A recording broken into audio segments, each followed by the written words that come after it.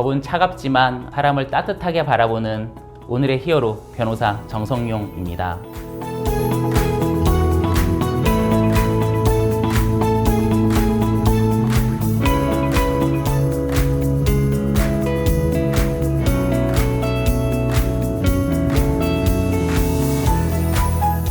저는 어렸을 적 꿈이 야구 선수였을 정도로 야구를 참 좋아하는데요. 제가 야구 경기를 보면서 가장 크게 느낀 것은 승패 또한 중요하지만 그보다 더 중요한 것이 규칙과 절차가 제대로 지켜져야 한다는 것인데요.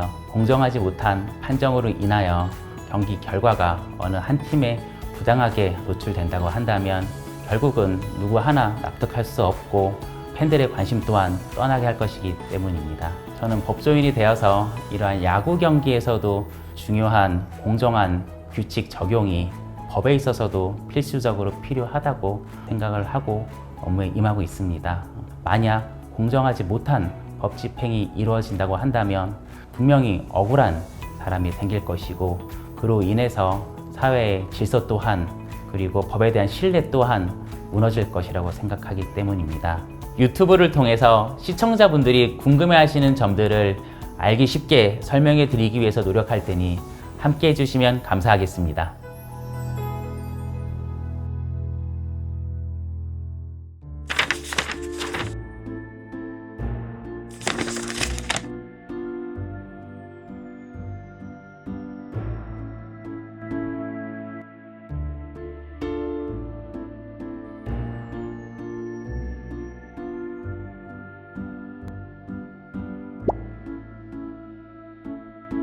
네, 촉법소년에 대해서 요즘 참으로 말이 많은 것 같은데요.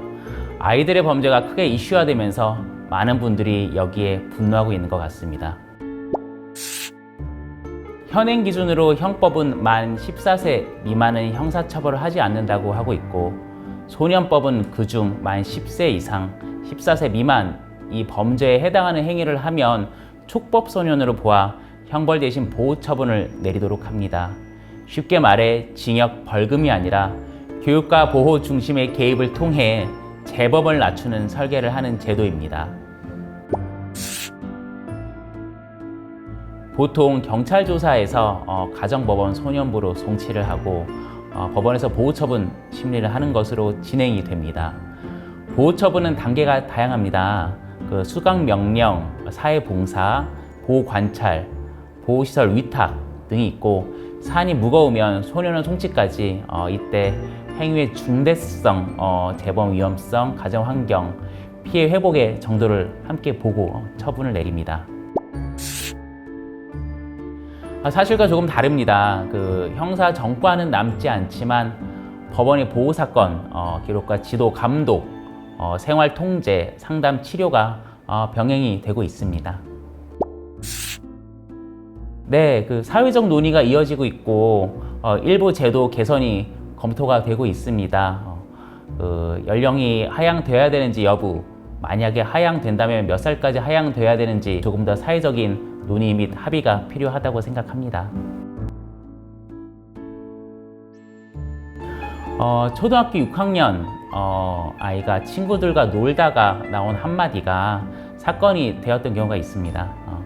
그 아이가 한 아이를 향해서 우리끼리 놀 거야. 네가 한 행위에 대해 사과해 라고 이야기를 하였는데 그러자 배제된 아이의 상처는 컸고 문제는 거기에 부모님의 분노가 더해져서 형사 고소와 학교 폭력 절차가 동시에 진행이 됐습니다. 문제는 맥락을 충분히 확인하지 못한 채 수사기관은 아이의 사과해 라는 단어를 한 가지를 근거 삼아서 형법상 강요죄에 해당한다고 보아 초등학교 6학년짜리 여자아이를 소년 재판으로 넘겼다는 것입니다. 반복적인 괴롭힘인지 즉흥적 말실수였는지 중재와 사과가 이루어졌는지 교실 내 힘의 구조는 어땠는지 이런 핵심적인 부분들이 제대로 검토되지 않고 수사기관에서 기계적으로 법을 적용하여 어린아이가 가정법원에서 재판을 받는 상황을 만들게 되었던 것이죠. 심지어 학교폭력심의위원회에서도 처분 없음 사안이 나온 것인데도 말이었습니다. 첫 번째로 소년 사건의 경우에는 보호와 교화의 중점으로 사건을 바라봐야 하는데 아무래도 수사기관에서는 그 부분을 조금 간과했던 측면이 있습니다. 물론 모든 수사기관이 다 그런 것은 아닙니다. 그러나 간혹 사건을 처분함에 있어서 그러한 경향을 보이는 경우도 간혹 있습니다. 두 번째로는 부모의 객관화가 좀 부족했던 부분들도 충분히 있습니다. 아무래도 자기 자식이 어떠한 피해를 입었거나 아니면 가해자로서의 그 오명에 쓰여진다고 한다면 아무래도 부모 입장에서는 객관적인 입장을 견지하기가 어렵기도 합니다. 그런 부분들이 사건을 키운 결과가 아닌가 싶습니다. 법률만으로 판단하지 말고 생활 장면을 돋보기로 들여다보아야 한다고 생각을 합니다. 먼저 사실 돋보기입니다. 누가 언제 어디서 무엇을 어떻게 했는지 그리고 그 행동이 반복되었는지 지속되었는지를 살펴보아야 합니다. 다음으로는 관계 돋보기입니다. 서로 간의 힘의 크기가 얼마나 달랐는지, 주변에서 방관했는지, 아니면 중재하려는 시도가 있었는지 이런 것들을 봐야 합니다. 그리고 회복 돋보기가 필요합니다. 피해자를 위해 어떤 보호 조치가 있었는지, 사과와 약속이 이루어졌는지, 재발을 막기 위한 계획이 세워졌는지 확인이 필요합니다. 여기에 덧붙여 피의자 돋보기도 필요합니다. 특히 촉법소년 사건에서 피의자는 아직 미성숙한 판단 능력을 가진 아동, 청소년입니다. 순간의 말이나 행동이 어떤 의미로 받아들여질지 충분히 인식하지 못할 때가 많습니다. 그래서 그 아이의 발언이, 행동이 악의적이었는지, 장난이었는지, 누군가의 지시나 분위기에 따른 것인지까지 세밀하게 확인해야 합니다. 또 이미 사건이 시작되면 심리적인 압박이 크기 때문에 초기 대응 단계에서 불필요한 해명이나 거짓말을 하지 않도록, 그리고 아이가 받는 심리적 충격을 최소화할 수 있도록 안전선을 설정해 주는 것이 중요합니다. 이렇게 말 한마디가 사건이 될 수 있는 요즘 사회인데요. 따라서 다시는 같은 일이 반복되지 않도록 만드는 정교한 장치로서 촉법소년 제도가 작용해야 한다고 보고 있습니다.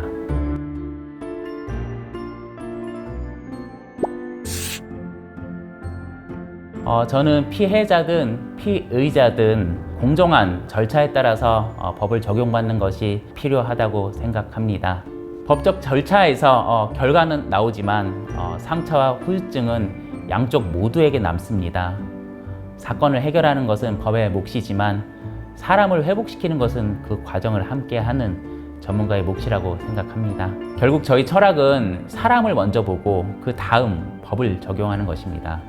피해자든 피의자든 법이 잣대와 사람의 회복이 함께 가야 사건이 진정으로 마무리된다고 믿습니다. 그리고 그 과정이야말로 법은 차갑지만 사람에 대한 마음은 따뜻해야 되는 이유라고 생각합니다.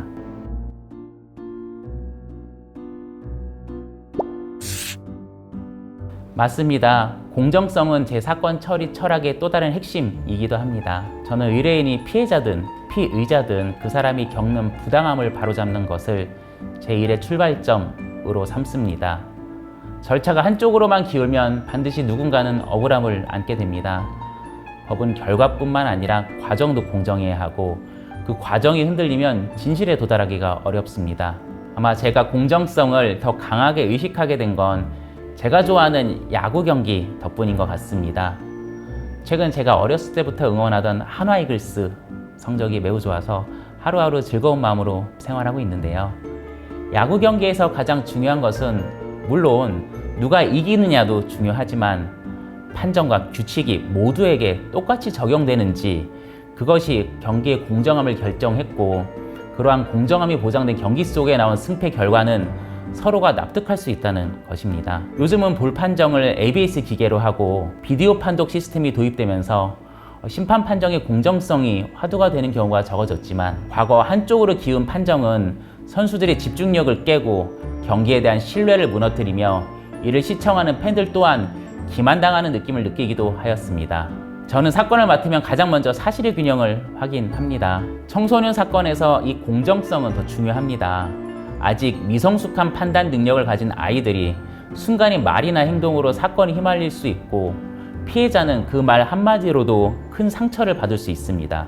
저는 피해자 의뢰인이라면 안전과 회복 프로그램을, 피의자 의뢰인이라면 부당한 절차와 과도한 처벌을 막고 또 스스로의 잘못을 반성하며 변화할 수 있는 도움을 제공하고자 항상 노력하고 있습니다.